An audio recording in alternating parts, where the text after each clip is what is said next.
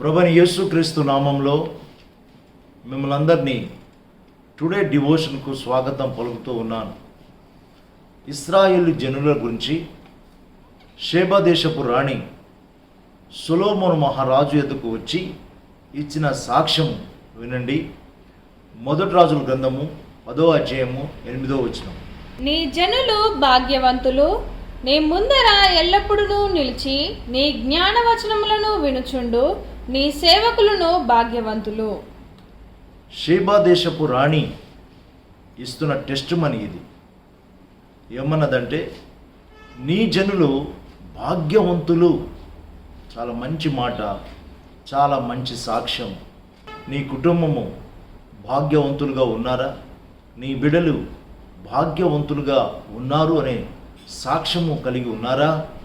ఈ సాక్ష్యము ప్రభు నమ్మిన బిడ్డల జీవితాల్లో తప్పకుండా ఉండి తీరాలి.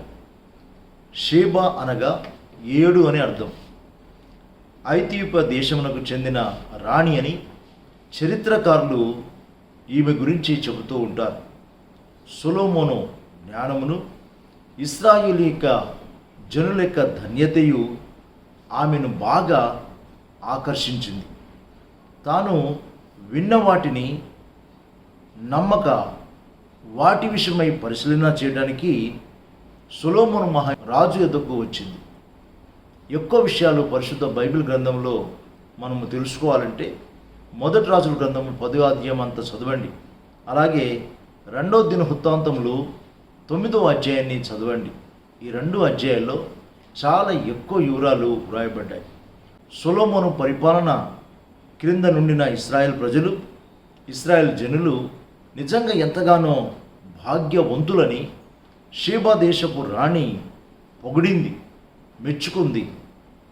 అయితే సర్వంతర్యామి, జగద్రక్షకుడు, రాజులకు రాజు, సర్వ సృష్టికర్త రెడ్డి యేసు ప్రభు యొక్క పరిపాలన కింద ఉన్న మనము నిజంగా మనలను బట్టి ప్రజలు ఎంతగానో దేవుణ్ణి పొగడాలి, దేవుణ్ణి ఘనపరచాలి.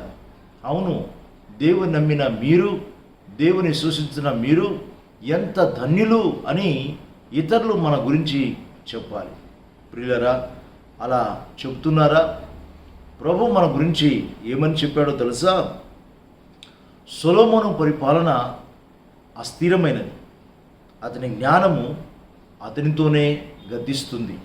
కానీ దేవుని బిడ్డల వంటి మనము ఆయన నమ్ముకోవడం ద్వారా, ఆయనని సూచించడం ద్వారా, ఆయనలో జీవించడం ద్వారా ఎంతో భాగ్యవంతులం అవుతున్నాం. అందుకోసమే పౌలు భక్తుడు ఇస్తున్న సాక్ష్యం ఏంటో తెలుసా? మన గురించి ఏర్పరచబడిన జనము, రాజులైన యాజకులము, పరిశుద్ధమైనటి జనము, దేవునికి ఇష్టమైన సొత్తైన ప్రజలము. ఇది నిజంగా ప్రభు నమ్మిన బిడ్డల జీవితాల్లో గొప్ప సాక్ష్యము. ఇది దేవుడిచ్చిన గొప్ప ధన్యత. ఈ గొప్ప ధన్యతను బట్టి మనము ప్రభును స్తుతించాలి, ప్రభును ఆరాధించాలి. ప్రభు యొక్క పరిపాలన కింద, ప్రభు యొక్క అడుగులో అడుగేస్తూ ఆయన చేతుల కింద మనము దీనులై ఆయనకు మహిమార్థమై జీవించాలని ప్రభు ఇష్టపడుతూ ఉన్నాడు.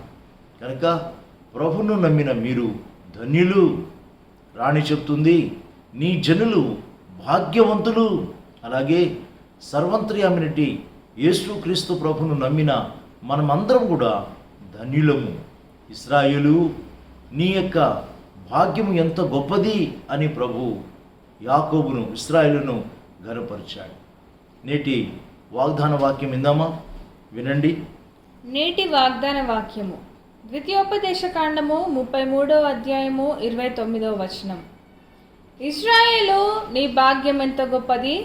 యెహోవా రక్షించును నిన్ను పోలిన వాడెవడు? ఆయన నీకు సహాయకరమైన కేడము, నీకు ఔన్నత్యమును కలిగించు ఖడ్గము. నీ శత్రువులు నీకు లోబడినట్లుగా వారు వేషము వేయుదురు. నీవు వారి ఉన్నత స్థలములను త్రొక్కుదువు. నీకు సహాయం చేయగలిగిన ఒకే ఒక దేవుడు యేసు ప్రభువారు. కనుక ఆయనను నమ్ముకో, ఆయనను అంగీకరించు, ఆయనలో జీవించు, ఆయనతో నడువు. గొప్ప దీవెన మీకు పరిశుద్ధాత్మ దేవుడు అనుగ్రహిస్తాడు. ప్రార్థన చేసుకుందాం. ప్రేమ కలిగిన తండ్రి, మహోన్నతుడండి మా ప్రభువా, ఈరోజు ఈ లేఖనాల ద్వారా మీరు మాతో మాట్లాడుతూ వచ్చారు. మీకు స్తోత్రం ప్రభువా.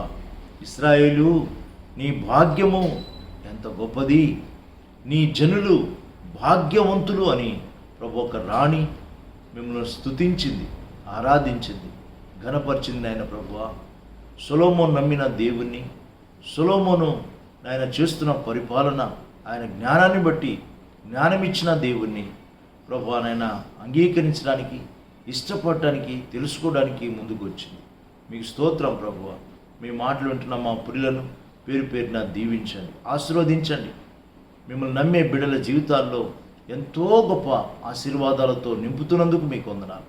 అవును నాయనా, మా భాగ్యము ఎంత గొప్పది అని మీరే మమ్మలను మెచ్చుకుంటున్నారు కనుక మీకు స్తోత్రం నాయనా. వాక్యం వింటున్న ప్రియులను పేరు పేరున దీవించుమని యేసు ప్రభు పేరిట ప్రార్థిస్తున్నాం తండ్రి. ఆమేన్.